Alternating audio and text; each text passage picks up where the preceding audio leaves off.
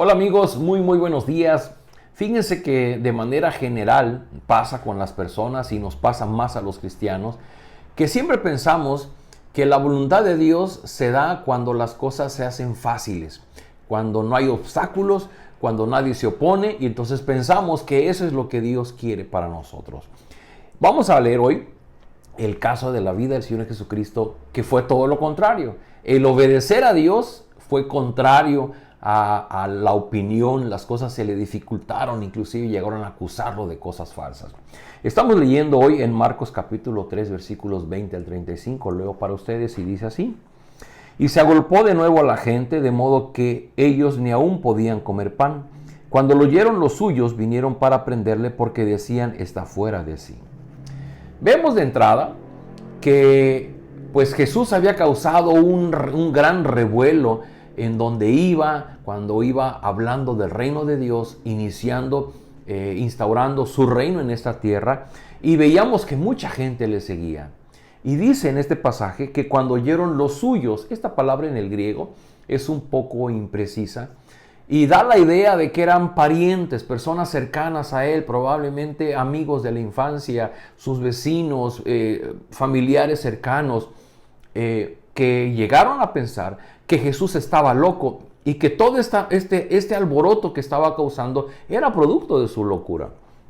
Dice versículo 22, pero los escribas que habían venido de Jerusalén decían que tenía Belcebú y que por el príncipe de los demonios echaba fuera a los demonios. Y habiéndolos llamado les decía en parábolas: ¿cómo puede Satanás echar fuera a Satanás? Si un reino está dividido contra sí mismo, tal reino no puede permanecer.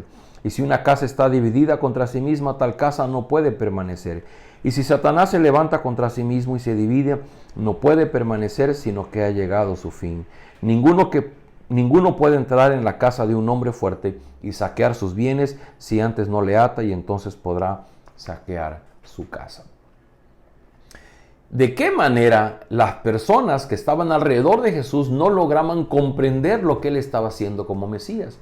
De tal forma que ahora son los escribas quienes se atreven a acusar que Jesús obraba bajo el poder del príncipe de los demonios, Belcebú, que es también llamado Satanás.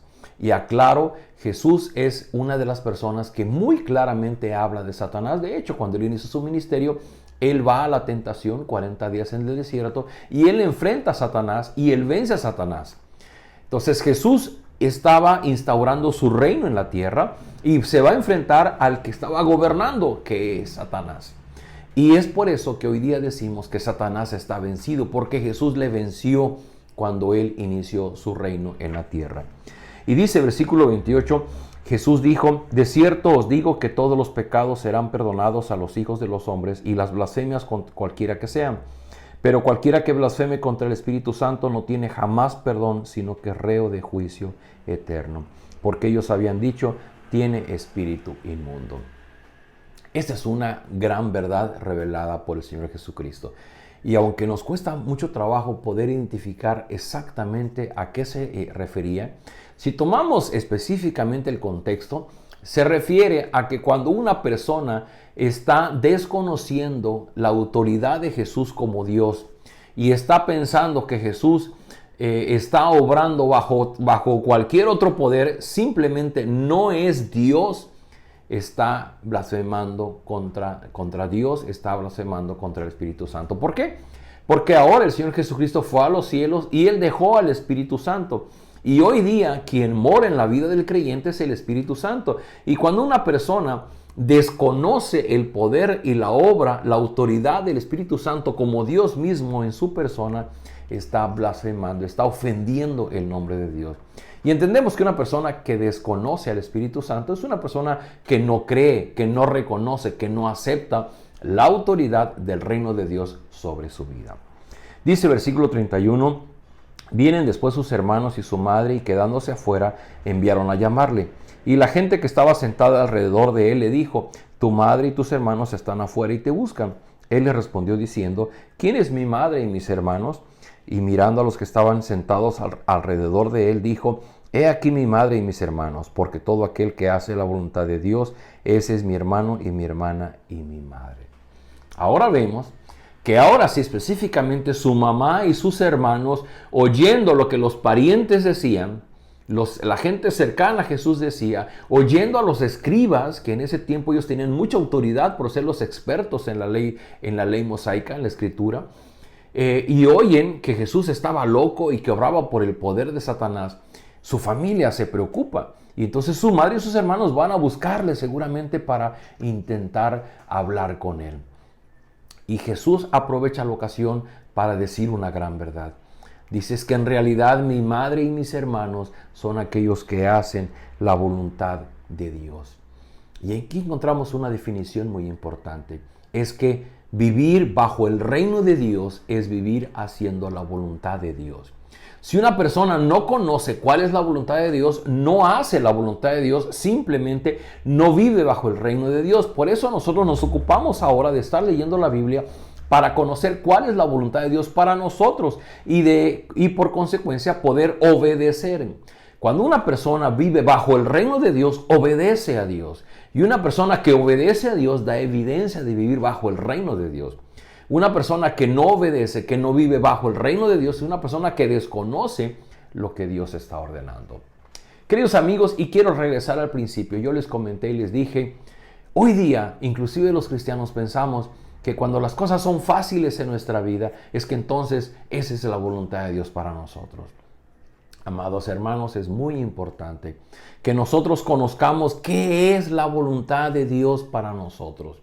Porque no podemos dejar llevarnos por las circunstancias. Imaginemos al Señor Jesús, que el Señor Jesús hubiera dudado, que hubiera entrado en confusión, porque Él venía predicando acerca del reino de los cielos. Él venía a hablar de su Padre Celestial.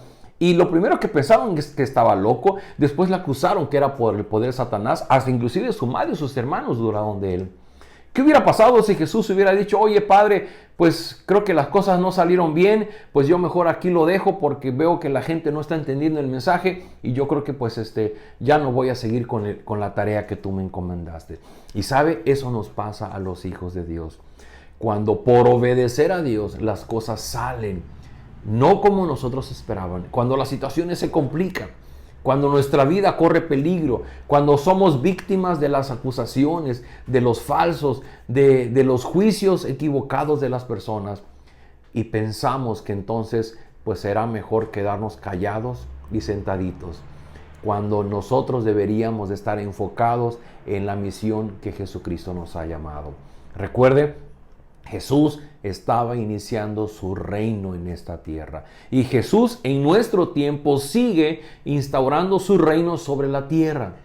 Y va a usar a sus discípulos, aquellos que Él ha llamado para ser parte de su iglesia, para seguir obrando su reino en la vida de las personas. Así que el tema de hoy es, ¿estás tú obedeciendo a Dios a pesar de la adversidad, a pesar de que las cosas no salgan bien? ¿O te estás dejando llevar por las cosas fáciles, por donde te conviene, aunque eso sea desobediencia a Dios? Vamos a orar. Padre, gracias porque en esta hora podemos leer tu palabra, el Evangelio, y conocer de la experiencia del Señor Jesús y lo que Él estaba enfrentando. Señor, te rogamos, ayúdanos para que nosotros ni siquiera cruce por nuestra cabeza el dudar o el entrar en confusión cuando las cosas se complican en nuestra vida por seguirte, por intentar ser obedientes a lo que tú nos has pedido. Seguramente, así como al Señor Jesús, su familia, sus parientes le calificaron de loco, seguramente habrá personas que también nos califiquen a nosotros de personas fanáticas de una religión, cuando en realidad lo único que queremos es ser obedientes al llamado que tú nos has hecho.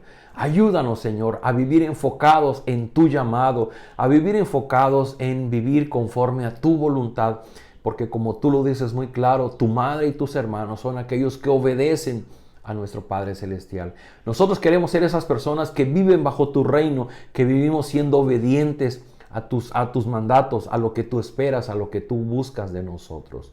Te ruego, Señor, por aquellas personas que hoy día no han comprendido el mensaje del Evangelio, toca sus corazones y que estas verdades penetren en su mente para hacerles recapacitar y para hacerles venir ante ti en arrepentimiento y entregando sus vidas, sus corazones.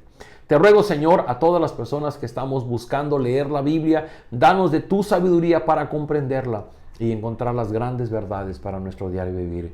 Lo rogamos en el nombre del Señor Jesús. Amén. Queridos amigos, nos vemos el día de mañana.